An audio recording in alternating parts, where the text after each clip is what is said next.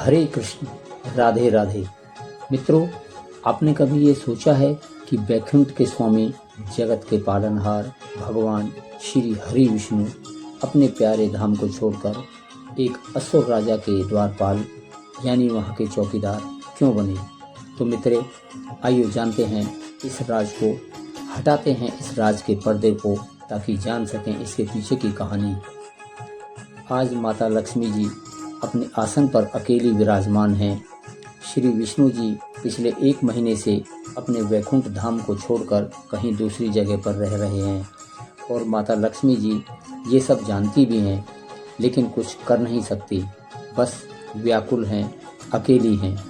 तभी वहाँ देव ऋषि नारद जी आते हैं, नारायण नारायण करते हुए आते हैं और माता लक्ष्मी को कहते हैं, नमस्कार माते, आपके मुख पर चिंता की लकीरें और प्रभु कहीं दिखाई नहीं दे रहे हैं, सब कुशल मंगल तो है?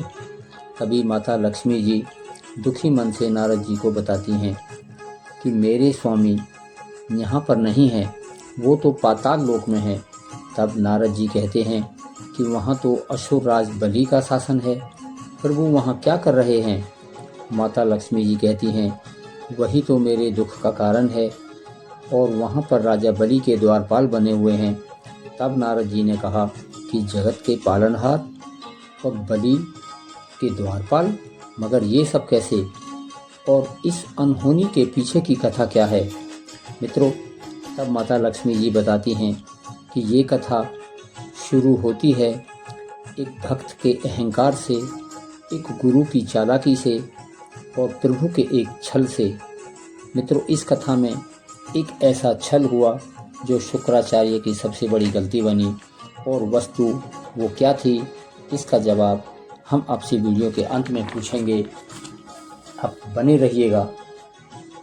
तो आप कहानी को ध्यान से सुनिएगा और देखिएगा। ये कहानी उस समय की है जब धरती पर एक ऐसा राजा राज करता था जिसके दान करने की चर्चा देवलोक तक थी, और वो था महाराज प्रहलाद का पुत्र यानी राजा बलि सम्राट। वो अपने दादा प्रहलाद की तरह विष्णु भक्त था, लेकिन उन्हें एक सूक्ष्म अहंकार भी था। उन्होंने अपने गुरु शुक्राचार्य को कहा, हे गुरुदेव, मेरी तपस्या और मेरे पान से मुझे इंद्र से भी महान बना दिया है, स्वर्ग पर मेरा ही अधिकार है। अब एक अंत में अश्वमेध यज्ञ शेष बचा है, उसके पूरा होते ही मैं त्रिलोक का स्थायी स्वामी बन जाऊंगा। तब शुक्राचार्य जी बोले, हे बलि, तुम्हारी शक्ति असीमित है, इसमें जरा भी मुझे संदेह नहीं है, लेकिन देवता छल करने में माहिर हैं और इस बात का अवश्य ध्यान रखना। और तुम्हारे दादा को स्वयं नारायण का वरदान प्राप्त था कि वो तुम्हारे वंश का नाश बिल्कुल नहीं करेंगे, लेकिन वो तुम्हें अपने छल से रोक भी सकते हैं। मुझे किसी अनिष्ट की शक्ति की शंका हो रही है। तभी राजा बलि ने कहा, हे गुरुदेव, आप व्यर्थ की चिंता ना करें। अगर स्वयं विष्णु जी भी मेरे सामने याचक बनकर आ जाएंगे तो मैं उन्हें भी खाली हाथ नहीं जाने दूंगा। मेरा वचन ही मेरा धर्म है। आप यज्ञ की तैयारी शुरू कीजिए। तब राजा बलि अपने दरबार में वो विशाल यज्ञ कर रहा था। तभी एक छोटा सा बालक वामन वहाँ उपस्थित हुआ, जिसके एक हाथ में छता और दूसरे हाथ में एक कमंडल था, जो कि विष्णु का 5वां अवतार था। तभी एक सेवक ने आकर कहा, हे महाराज, एक छोटा सा बालक आपके दरबार में भिक्षा मांगने के लिए आया है। उनका तेज देखकर लगता है कि स्वयं सूर्य धरती पर उतर आए हों। तब राजा बलि ने कहा, मेरे यज्ञ के समय आया हुआ याचक मेरे दरबार में आया है, ये तो मेरे लिए बड़ी ही खुशी का पल है। उन्हें आदर के साथ अंदर ले आओ। बलि रूपी भगवान विष्णु धीरे धीरे चलकर राजा बलि के सिंहासन के पास आते हैं और उनको शांत आँखों में ब्राह्मण की गहराई है। उनके एक हाथ में छाता है और दूसरे हाथ में पीतल का चमचमाता कमंडल था। तब राजा बलि ने कहा, हे ब्राह्मण कुमार, आपका हमारे यज्ञ में स्वागत है। मैं प्रहलाद का पुत्र दानवीर बलि आपका अभिनंदन करता हूँ। मांगिए, आपको क्या चाहिए? सोना, चांदी, हीरे, मोती, घोड़ा, गाड़ी, गांव, हाथी, आप जो भी मांगेंगे वो सब आपको मिलेगा। तब वामन जी बोले, हे राजन, मैं एक साधारण ब्राह्मण हूँ, मुझे धन दौलत का कोई लोभ नहीं है। मुझे तो अपनी साधना के लिए सिर्फ 3 पग धरती चाहिए, जिसमें मैं अपने इन छोटे पैरों से नाप सकूं। 3 पग भूमि, वो भी इन नन्हे पैरों से? राजा बलि बोले, हे बालक, तुम तो मेरे दान का उपहास कर रहे हो। मैं तुम्हें पूरी पृथ्वी दान कर सकता हूँ। कुछ ऐसा मांगो जो राजा बलि की शान के मुताबिक हो। तब वामन ने कहा, हे राजन, संतोष में ही सच्चा सुख है। लालच की लालसा कभी कभी समाप्त नहीं होती है। मुझे केवल 3 पग भूमि ही चाहिए। अब आप अपने वचन से पीछे मत हटिए। तब शुक्राचार्य जी बोले, बलि, रुक जाओ, ये कोई साधारण बालक नहीं है, ये स्वयं विष्णु है। छल करने आए हैं, ये तुम्हारा सब कुछ छीन लेंगे। इन्हें कुछ भी देने का संकल्प मत लो। बलि ने कहा, हे गुरु, ये अगर स्वयं विष्णु भी हैं तो ये मेरा सौभाग्य है कि आज भगवान मुझसे कुछ मेरे सामने आए हैं और मुझसे मांगने आए हैं। ये वचन देकर पीछे हटना बलि का धर्म नहीं है। जब बलि के संकल्प लेने का समय आया, तब शुक्राचार्य ने सोचा कि ये बलि क्या कर रहा है। अब सब समाप्त हो जाएगा, मुझे इसे ऐसा करने से रोकना होगा।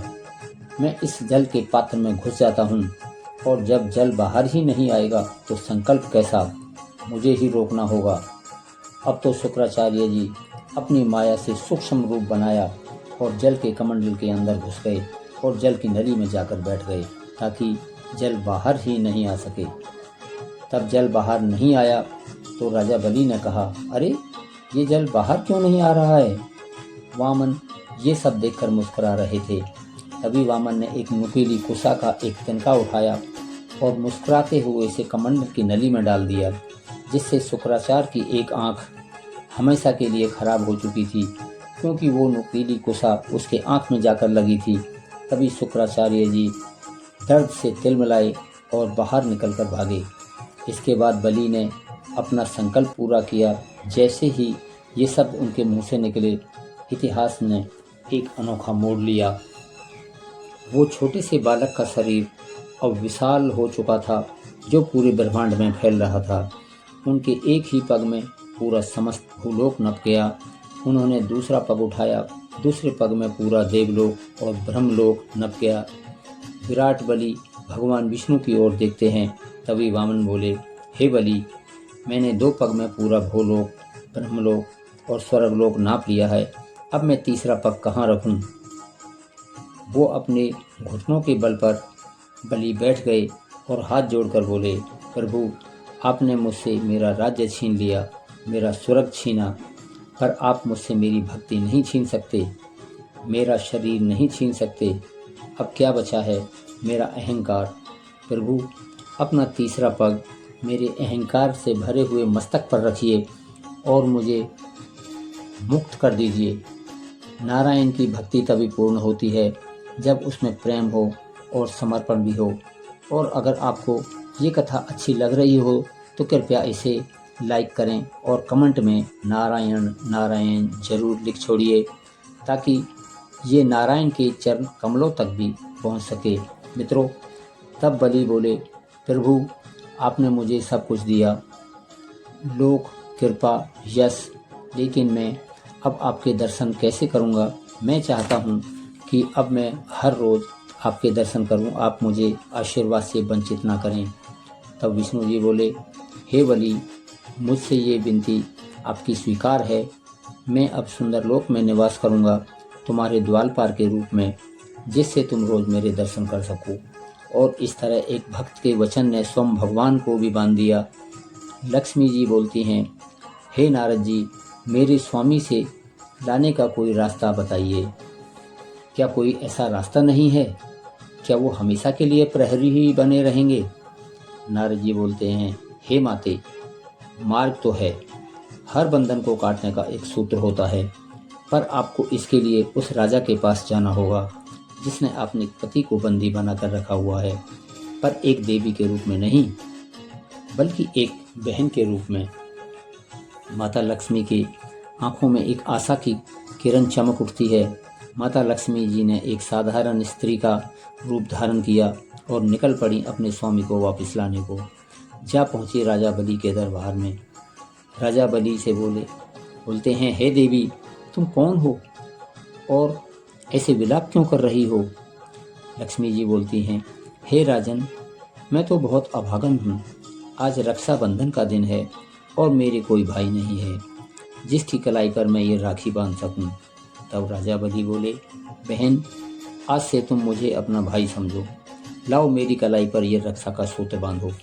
इसके पश्चात माता लक्ष्मी ने रेशम के धागे से बनी हुई एक राखी राजा बलि के कलाई पर बांध दी और कहा, बहन, मांगो तुम्हें क्या उपहार चाहिए, मैं तुम्हारी हर परेशानी दूर कर दूंगा। तब लक्ष्मी जी ने कहा, भैया, मुझे मेरा पति लौटा दीजिए। बलि बोले, हे प्रभु, ये कैसी लीला है जिसको मैं पाताल लोक में प्रतिदिन दर्शन करता हूँ, जिन्हें एक भक्त की तरह निहारता हूँ। अब उनके लिए आप मेरी बहन बनकर खड़ी हैं। मेरा धर्म क्या कहता है, एक भक्त का समर्पण या एक भाई का बंधन? एक क्षण के बाद राजा बलि के चेहरे पर एक मुस्कान आती है और वो अपने हाथ जोड़कर लेते हैं। वो कहते हैं, राजा